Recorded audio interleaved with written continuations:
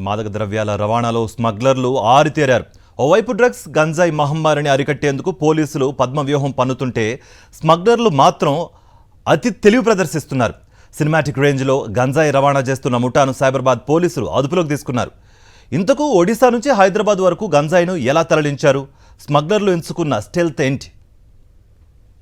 గంజాయి డ్రగ్స్ మహమ్మారిని అరికట్టేందుకు తెలంగాణ ప్రభుత్వం పెద్ద యుద్ధమే చేస్తోంది. రాష్ట్రంలోనూ బార్డర్లోనూ హై అలర్ట్ గా ఉంటూ గంజాయిపై ఉక్కుపాదం మోపుతోంది. మెరుపు దాడులు, సడన్ చెకింగ్స్ తో భారీ ఎత్తున మాదక ద్రవ్యాలను పట్టుకుంటున్నారు. అయితే కేటుగాళ్లు మాత్రం కొత్త ఎత్తులతో గంజాయి రవాణాకు తెరలేపుతున్నారు. సినిమాటిక్ రేంజ్ లో మత్తు పదార్థాలు రవాణా చేస్తున్నారు.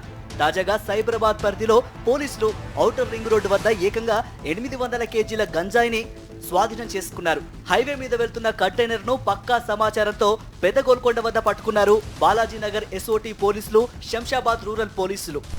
ఒడిశా ఏపీ బార్డర్స్ ఈజీగా దాటించి తెలంగాణ పోలీసుల ముందు గంజాయి దొంగలు చిక్కారు. సరుకుల రవాణా చేస్తున్నంత ఈజీగా కంటైనర్లో ట్రాన్స్పోర్ట్ చేస్తూ పట్టుబడ్డారు. పక్కా సమాచారంతో కంటైనర్ ను చెక్ చేసి దానిని సీజ్ చేశామని పోలీసులు తెలిపారు. ఈ పట్టుబడ్డ 800 కేజీల గంజాయి విలువ 2,81,00,000గా ఉంటుందని చెప్పారు. నిందితుల నుంచి గంజాయితో పాటు Ertiga car, container, 7 mobile phones స్వాధీనం చేసుకున్నారు. శంషాబాద్ పరిధిలో ఓఆర్ఆర్ సర్వీస్ రోడ్ దగ్గర 800 కిలోలు ఒడిశా నుంచి మహారాష్ట్రకు ఇప్పటివరకు కంటైనర్ల ట్రాన్స్పోర్ట్ చేసింది మనకు ఫస్ట్ టైం దొరుకుతూ ఉంది. సో అది దీని విలువ వచ్చేసి 2,81,05,000 విలువ గల గంజాయి అన్నమాట. ఒరిస్సాలోని మల్కన్గిరి నుంచి గంజాయిని ఓ కంటైనర్లోకి రవాణా చేసింది ముఠా. గంజాయి బస్తాలకు అడ్డుగా కెమికల్ డ్రమ్ములను ఉంచారు. వాటిని సీల్ చేసి ప్యాకింగ్ చేసి హానికర కెమికల్స్ అనే స్టిక్కర్లు అతికించారు. వీటికి సంబంధించి ఫేక్ వే బిల్స్ సృష్టించారు. అంతేకాదు కంటైనర్ కు ముందు ఒక ఎస్కార్ట్ వాహనాన్ని పెట్టుకున్నారు. దానిలో 2 ముఠా సభ్యులు ముందున్న చెక్ పోస్టులు, చెకింగ్స్ గురించి కంటైనర్ లారీకి అప్డేట్ ఇస్తూ బార్డర్స్ దాటించారు. అంతేకాకుండా ప్రతి టోల్ గేట్ వద్ద వెహికల్ నెంబర్ ప్లేట్స్ మారుస్తూ అతి తెలివిని ప్రదర్శించారు ముఠా సభ్యులు. ఇలా ఒడిశా నుంచి ఏపీ మీదుగా తెలంగాణ వరకు గంజాయిని రవాణా చేశారు ముఠా సభ్యులు. పోలీసుకు మళ్ళీ తర్వాత నిఘాను తప్పించుకోవడానికి సంబంధించి ప్రతి టోల్ గేట్ కు ముందే వీళ్ళు ఒక వెహికల్ కూడా హైర్ చేసుకో ఉన్నారు. ఎస్కార్ట్ చేసుకుంటా వస్తారు అనమాట. కంటైనర్ గాంజా తీసుకొచ్చిన కంటైనర్ కి ముందే ఒక వెహికల్ తీసుకొని వాళ్ళు ఎస్కార్ట్ చేసుకుంటా వస్తారు. వీళ్ళందరూ కూడా 1 కిలోమీటర్ 2 కిలోమీటర్ ప్రతి టోల్ గేట్ల ముందు కూడా ఈ మధ్య మీ అందరికీ తెలిసిందే మన తెలంగాణలో ఎంత చాలా స్ట్రిక్ట్ గా గవర్నమెంట్ నుంచి స్పష్టమైన ఆదేశాలు చేయడం, దిశానిర్దేశం ఇవ్వడం జరిగింది. దాంట్లో భాగంగా చాలా సక్త కార్యవాహి చేయడం జరుగుతూ ఉంది. సో దాంట్లో భాగంగా ఎక్కువ నిఘా ఉంచడం వల్ల వీళ్ళు ఏం చేస్తున్నారంటే టోల్ గేట్ల దగ్గరికి రాగానే నంబర్స్ తీసేస్తారు. వెహికల్ నంబర్ తీసేసి టోల్ గేట్ పాస్ అవుతారు అన్నమాట.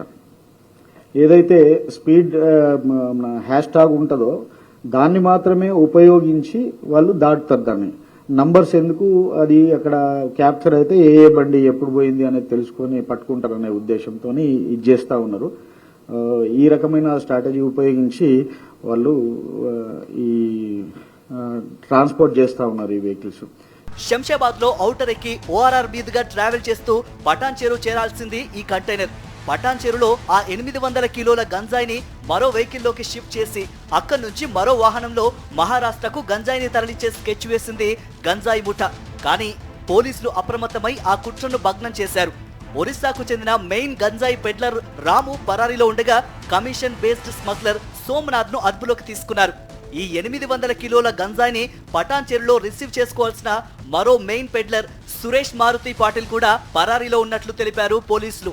గంజాయి తరలిస్తున్న కంటైనర్ ఓనర్ కమ్ డ్రైవర్ అయిన హరాదే సంజీవ్ని కూడా అదుపులోకి తీసుకున్నారు పోలీసులు.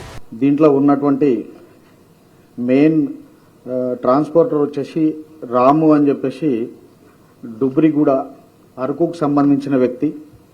అతను ఇతర రాష్ట్రాలకు వాళ్ళకి సప్లై చేద్దామని పెద్ద ఎత్తున సప్లై చేస్తూ ఉన్నాడు. మళ్ళీ తర్వాత ఇతని సోమనాథ్ కారా అని చెప్పేసి ఈయన assistant commission agent come transporter. తర్వాత సురేష్ మారుతి పాటిల్ అని చెప్పేసి మహారాష్ట్రకు సంబంధించిన వ్యక్తి. అతను మెయిన్ రిసీవరు. ఇతను దొరకలేదు, అబ్స్కాండింగ్ లో ఉన్నాడు. ఇతన్ని కూడా పట్టుకోవడం జరుగుతూ ఉంది. భారీ మొత్తంలో పట్టుబడిన గంజాయి కేసులో మరింత లోతుగా పోలీసులు విచారణ జరుపుతున్నారు. కింగ్ పిన్స్ ను పట్టుకోవడంతో పాటు ఇతర వివరాలను రాబడుతున్నారు పోలీసులు. హైదరాబాద్ పెట్లర్లతో ఏవైనా లింకులు ఉన్నాయా అనే కోణంలో దర్యాప్తు చేస్తున్నారు పోలీసులు.